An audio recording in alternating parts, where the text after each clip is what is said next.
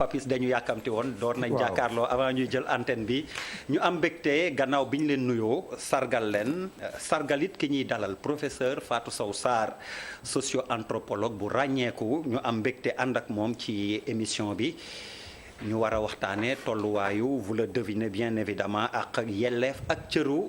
soxna yi gannaaw 8 mars bi nu weesu ana lu ko gën a yeyoo ñu taxaw seetlu si avancé wala recul moom lañ koy laaj gannaaw deuxième partie bi it moom dañ leen koy juñ war ngeen xam ni corona lëmbe na réew mi deuxième partie bi it dinañ fi dalal waa kër docteur encore une fois ndax waxtaan si du doy gis nañ ni mi ngi law incha allah donc deuxième partie bi corona bi lay doon wopp goo xam ni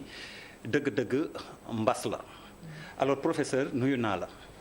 maa ngi lay nuyu maa ngi lay fay di nuyu téléspectateurs yi. di ñuy ñu ma fi fekk ñëpp. mosoon naa fi ñëw. benn jour. je crois que bon ce n'est plus le même groupe. ah ça a un peu changé. Il y a eu un renouvellement mais c'est très bien. di nuyu Pape Djibril. parce que mu ngi ma koy fàttali léegi. dafa nekkoon xaritu sama benn étudiant. boo xam ne je le considère comme mon fils Abdoulaye. ma koy nuyu su fekkee ni mi ngi ñuy seetaat. merci beaucoup. xëy na fàtte nga ko mais tamit mémoire de fin d'étude bi ma koy def dalal nga ma jàngat gi ci waroon yow yaa ko def ma la ciy gërëm tamit macha allah. alors professeur waxtaan wi ni mu la ko waxee laaj gu njëkk gi am na ay xew-xew sax yoo xam ni ci biir semaine bi lëmbe na réew mi dana mën duggaale ci waxtaan wi ndax ak yelleef ak cëru jigéen da ci bokk ndax ñu ñuy xale bu jigéen bu am 3-4 ans ni bu peeram dafa yegg ci kawam. kañu rey bu ñaaw bu metti te ca Thiès bu ngeen di jàngat yéen 8 mars avancé wala recul ngeen constaté ci cër ak yelleef jigéen fii ci Sénégal. waaw xam nga soo ko laaj bi boo ko tënkee noonu. du mën a leer. parce que mënuloo ni dañu dellu wala dañu avancé bu ñu ko xayma am nañu avancé yu bari. parce que man jiite naa benn mémoire de maîtrise benn étudiant bu jógoon Gaston Berger d'ailleurs mais qui était acquis dans le laboratoire du genre Alifan ñu koy wax Mbaye Ndiaye mu defal ñu xayma évolution politique publique sur les femmes de 1960 à 2008 ensuite ñun tamit ñu continuer ci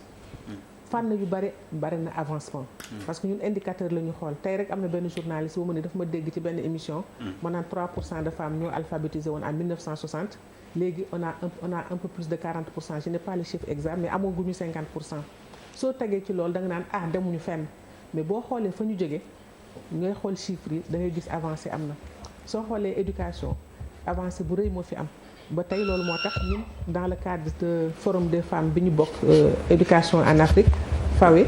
ñu jël Sénégal jël président de la République du Sénégal def ko le champion de l'éducation des filles en Afrique. parce que tey examen entrée en sixième yi passé fa plutôt élément certificat 55,3% ay jigéen lañu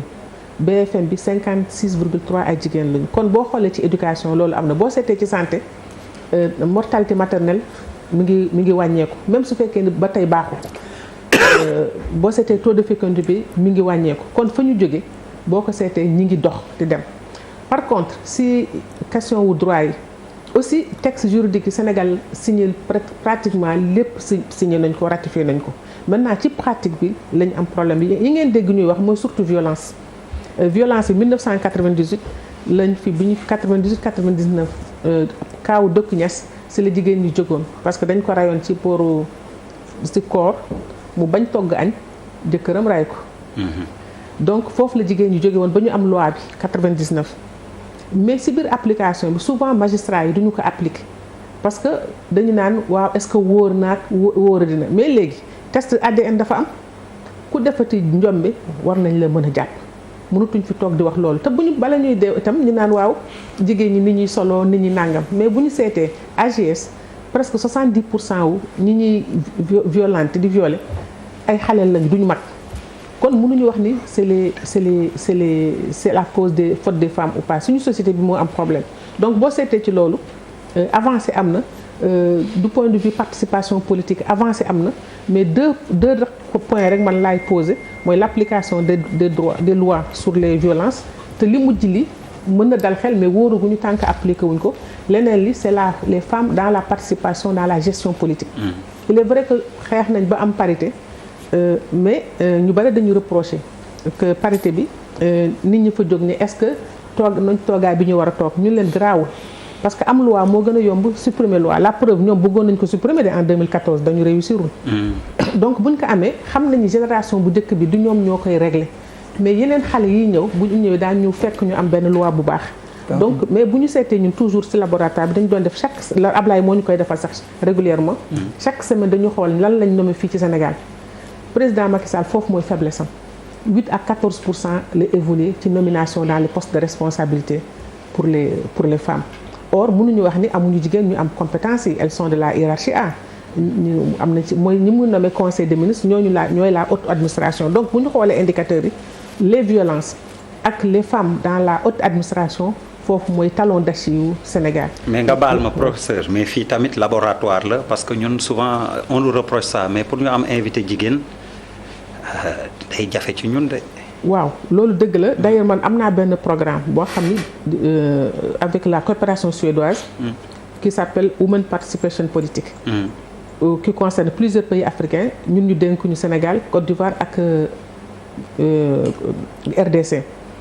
Première activité bi ñuy commencé dialogue politique la tudd on aura un dialogue politique avec les médias avec les politiques avec l'Assemblée pour xam fan la tolluwaay jigéen ñi nekk ci participation politique gis nañu jigéen ñi duñu bokkuñu ci émission yu mag yi bu boobaa nag daañu leen dajale yéen ñëpp les groupes de presse les politiques et les femmes ñoo xam est-ce que ci parti médias yi ñoo leen dul am est-ce que parti politique yi ñoo leen dul yónnee est-ce que jigéen ñi ñoo dul dem su boobaa am nañ ko ñu benn cabinet bu ñuy defal étude bi photographie bi sur 3 mois yi passé yi ñu xam naka la dem donc c'est un problème boo xam ni on en a pris conscience mais mënuloo tëb rek tontu ko bu ñu mettre ensemble l'ensemble des dialogues des acteurs daañuy wax maintenant Fatou Diagne bu article 19 dafa ni ma y a un problème bala ngeen di woo jigéen da ngeen koy woo juste à la dernière minute alors que effectivement y a un problème de spécificité li ma naan le temps masculin n'est pas le temps féminin waaw souvent am na ñoo xam ne loolooy tontu bi gis nga bu ñu xoolee administration foog ñu ut yére bu ñu sol foog ñu defaru ji bi ñuy liggéey ak administration si sous préfecture yeeg yooyu jigéen ñi duñu ñëw ci réunion yi parce que xam nga lu tax heure bi ñu koy woote parce que heure bu fekkee dafa taseeg moom mu war a lijjanti këram war a dem marché lijjanti ba xam njabootam ñu ngi lekk wala duñu lekk nga ni woo leen mais jigéen ñi duñ fa nekk boo wootee 9h duñ fa nekk donc ça dépend ci heure bi nga leen di woo pour ñu ñëw fa maintenant Fatou Diagne Senghor li ma wax mënuma boo wootee jigéen elle a aussi une image elle a une image et c'est plus terrible pour elle donc ensuite moi les médias occidentaux bu ñu lay oo dañ lay woo à une semaine à l'avance wala en tout cas daañu la woo la veille wax la fi li nga war wax ak li nga warul wax man par exemple journaliste yu bari dañ may oo man leen mënuma tontu ci seen wax parce que man je suis chercheur doo ma woo tout de suite dama tontu kooku politique moo koy def mais man bu ma ekkitee sama kàddu lu war a jëriñ askan bi la kon da ngeen may laaj loo xam ne ma taxawaat xool gëstu xool samay kayit pour mën a leen tontu donc problème yooyu yëpp dañu bu ñu xoolee si fan la jóge peut-être qu'on trouvera programme bi comme c'est sur 3 ans daañu poser ay axes yoo xam ne daf ñuy mën permettre ñu avancer mais en tout cas il paraît que yéen tamit am ngeen ci part de responsabilité si ñi ngeen di tànn bon jigéen ñi aussi ça dépend si lu ngeen leen di en tout cas c'est un problème mënuma am réponse bi léegi mais c'est un problème boo xam ne on en a tellement pris conscience que dafa nekk une première activité si programme boobu ñu am avec la coopération suédoise alors je vais donner la parole à un défenseur de la femme Charles yow laay njëkk a jox professeur nee na ce n'est pas genre ni oui ni non bu Macky Sall non c'est pas ni oui ni non avancer ou recul on avance on liste les avancées et on voit parce que booy def il est chercheur on va voir quelles sont les avancées quels sont là où on a stagné et là où on a eu des reculs donc bu ñu xoolee globalement je dis que suñ ko xoolee sur la distance et le temps il y a eu des avancées formidables mais en même temps il y a 2 points qui de mon point de vue moom laa la wax c'est la haute administration et les questions de violence c'est là où vraiment le problème est là mooy problème bi Charles waaw je pense que il y a le fond il y a la forme et puis il y a le cosmétique maintenant si ñetti fànn yu boo ko xoolee effectivement je suis d'accord avec le professeur qui a ay avancées significatives boo xoolee 1960 bi ñu dem ba tey effectivement en termes de démocratie en termes politiques en termes juridiques il y a eu des avancées significatives kooku mooy c'est sur sur le cosmétique parce que tout simplement le Sénégal du ñun rek nous sommes quand même un pays dans le monde qui rate quand même di ratifier certains accords ak certaines lois yoo xamante ne feneen lañuy jógee donc il va falloir que de ce point de vue bi ñu appliquer ko donc loolu c'est un mouvement féministe qui est né on a parlé du genre mu am ay évolution maintenant quand on va venir dans le fond bu ñu nee dans le fond ça c'est autre chose le fond c'est la société ce qui nous arrive dans la société kooku par contre je pense que musul am ay assises yoo xamante ne si suma gis-gis waroon nañ ko def et kooku depuis 1960 parce que dëkk booy commencé defe naa foofu la ñu raté le rendez-vous important mooy que les états généraux ça veut dire tout de suite après les indépendances les états généraux pour quel projet national ban projet sénégalais voire quel projet africain dans lequel les femmes auraient eu un rôle essentiel pourquoi parce que c'est historique bu ñun tey la ñuy wax les femmes mais dans l'histoire dans notre histoire les femmes ont toujours été présentes ba ñu demee en Égypte antique et tout on trouvera des femmes même bu ñu demee États-Unis il y a une Madjiguène Ndiaye qui a quand même marqué voilà qui a marqué l'histoire des États-Unis en Virginia je pense liggéey bu doy waar bon maintenant cette révolution qui aurait dû se faire à l'époque par rapport à la mise en place des assises yoo xamante ne jigéen ñi dañ si bokk porté ko c'est un rendez-vous qui a été raté du coup on s'est retrouvé à copier benn modèle verticalement copier ko sur une transversalité mu indi problème bu ne ça c'est le problème le vrai problème je pense de fond maintenant sur la forme aujourd'hui je suis là où j'ai peut-être un problème et c'est ce que le professeur dit moi qu'il y a le temps de l'homme et il y a le temps de la femme pour moi il y a pas le temps il est universel il n'y a pas de temps pour l'homme il n'y a pas de temps pour la femme à partir du moment où l'intelligence étant totalement horizontale et étant pure je veux dire immatérielle même à ce moment la question ne se pose pas maintenant c'est comment nous gérons comment on gère lu ñuy gérer suñu temps à nous globalement dans l'ensemble peut-être que c'est là que nous n'avons pas trouvé l'intelligence sociale l'intelligence et le rythme pour que ñëpp mën a ànd. Mais Charles li mu wax tamit c'est une réalité quand même il y a une certaine pesanteur sociale qui. Mais écoute Der il faut savoir ce qu'on veut dans la vie bon dama seet en wolof. non il faut savoir ce qu'on veut dafa am loo xamante ne il faut savoir ce qu'on veut bu fekkante ne. c'est pas une pesanteur esthétique. loolu laa tax ma ne y a le cosmétique. loolu tax ma ne y a le cosmétique dans l'effort de construction du Sénégal bu ñu fàtte par exemple que quand il y a eu des guerres mondiales. La deuxième guerre mondiale, ce sont les femmes qui fabriquaient les armes. Les hommes étaient au front, les femmes fabriquaient les armes, les munitions. Il y a des moments yoo xamante ne il y a une transformation bu am maanaa. Maintenant les pesanteurs gis nga dafa am ay réalités yoo xamante ne soit on surfe dessus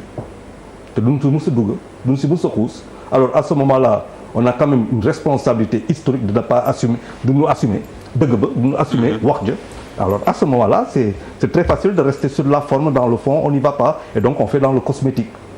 et je pense que loolu mooy le vrai problème aujourd'hui dans l'effort de développement tey Sénégal lu mu soxla qui sort du moule mais qui sort du moule sociétal kan mooy mais c'est l'homme qui sort d'un moule mis en place quand même par la matrice de la société la matrice de la société c'est la femme. Bouba laay jox. Pour quand nga may jox.